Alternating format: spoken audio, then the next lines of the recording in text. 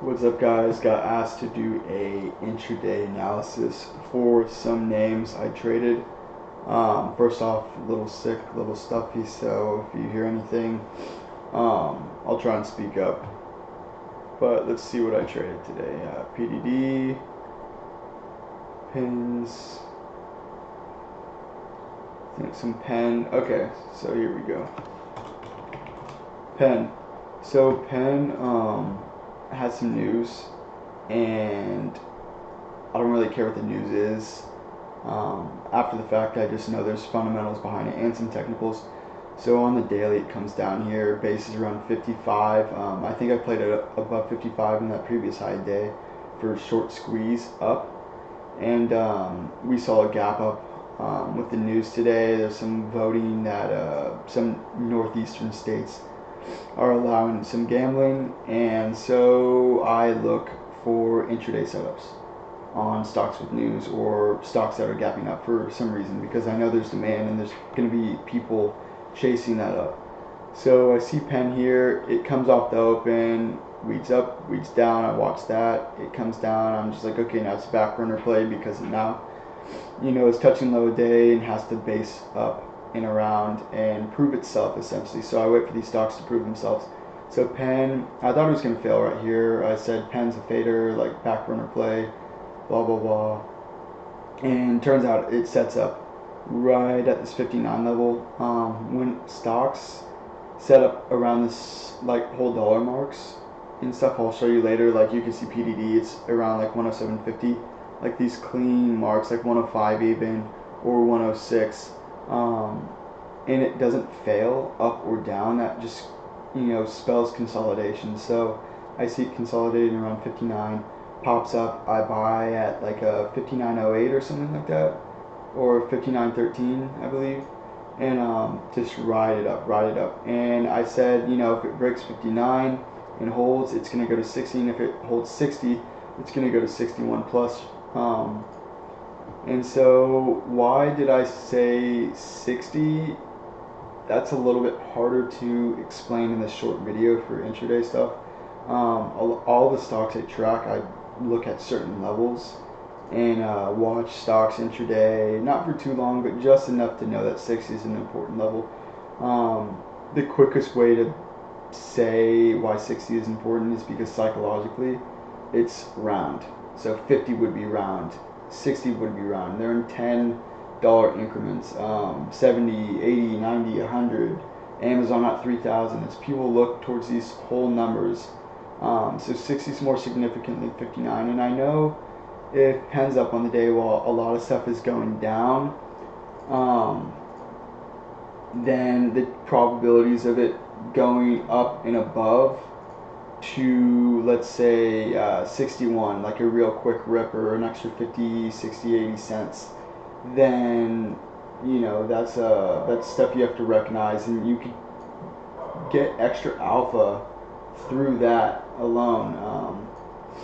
It's just recognizing, okay, at this quick level, the probabilities of it going and holding at 59 because it's a whole dollar mark and it's consolidating around. So okay, I know the probabilities of buying at 59 are pretty high that it's going to go up, and my stop worst case is what, like like 25, 30 cents max maybe. So not a big loss, and I'm targeting 60. I have a scenario: if it fails at 60, then I want to sell out. But I see PENN come up, it holds, and my second scenario says, okay, if it holds 60, my second scenario, if it holds 60, I want to target 61 or something near that, and there's no failure.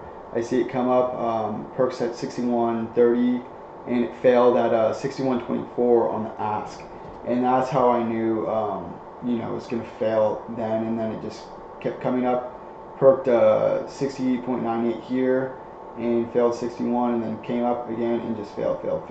I sold out at 60.9655, some like quadruple decimal number. The doorbell rang and I had to stop the video real quickly. But where was I? So yeah, it comes up, fails 61, and it can't create new levels of support on resistance and previous, and so on and so on. As you can see on the daily here, if we go back to its breakout level on 40, you know, just created levels on levels on levels and just rose up. Even if you zoom in on the daily, here's what I think is so interesting when I teach this stuff. I'll often trick students to be like, okay, here's the, or let's say this example, here's the daily chart of PENN. And we see, okay, there's like, oh my god, like, I would enter at this 59 and I'll like tweak some numbers and the scaling and stuff. And then I'll reveal, okay, that was actually a minute chart. And they're going to be like, oh, that looks exactly like the daily. So if you trade stuff like PENN on obvious breakout levels, like 40, this is like, if you miss this, I have no idea what to say. Or even like 20, like 20's clean. And you come in here and say, oh, intraday, it's moving too fast, it's moving too fast. No, you identify the same setups. I'm identifying the same setup I would take on a daily.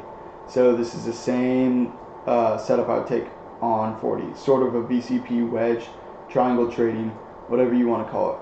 The problem is when you're trading these stocks intraday, you need to plan ahead, know your levels, know what you're walking into, what type of player is this. PENN's a short squeeze. It gaps up, shorts are getting squeezed, it's coming up, basing around 55, boom, up.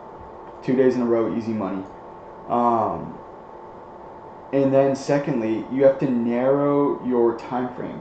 So these stocks often take like 4 times my account and just make like absurd amounts on the day, like 3%, 4%, 5%. Today I made let's see, like 8.5% on the day, just on one stock alone, because I'm trading such a large amount. And I'm able to do that because A, I plan, B, I have, you know, a lot of time on my belt. I've stared at the screen thousands of hours and just know psychological things, the tape, I know exactly how to read level 2 in the tape. And then C is just narrowing my my time frame. So people want to hold for daily levels. You can't hold for daily levels. You can't hope and hold with 4 times your account from a 59-13 breakout and hope you're going to get 65. No, if you're trading heavy, you need to narrow your scope. If you get $1 or $2, you know, on a $59 stock, that's really good, especially if you're trading 4 times your account, or even 2 times, or even 50% of your account. You know, that is a lot of money very fast. So the reason I'm able to grow so fast is I can recognize this, trade heavy, but psychologically I understand where I need to sell, why I need to sell, and I ultimately understand myself.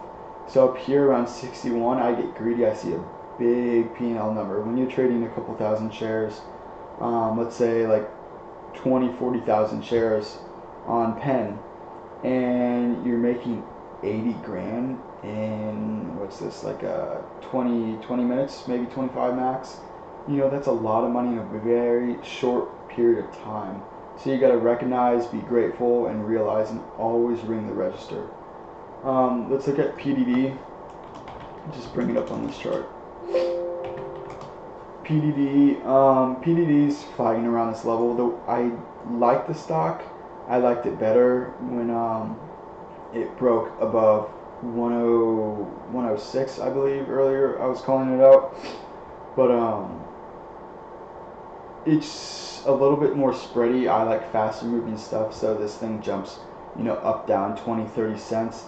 But same concept, it's basing around, you know, these psychological marks. So it's a 107.50, it could be 107, 105.50, even 107.25, you know, based around here, 107 or 106.25 level.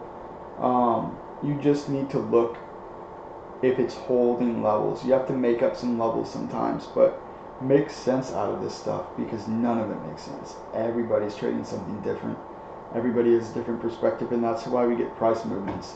And ultimately, if you have a good enough edge and you put in the time and work and risk management, you're going to win over time. And it's as simple as that. So that's PDD. Let's get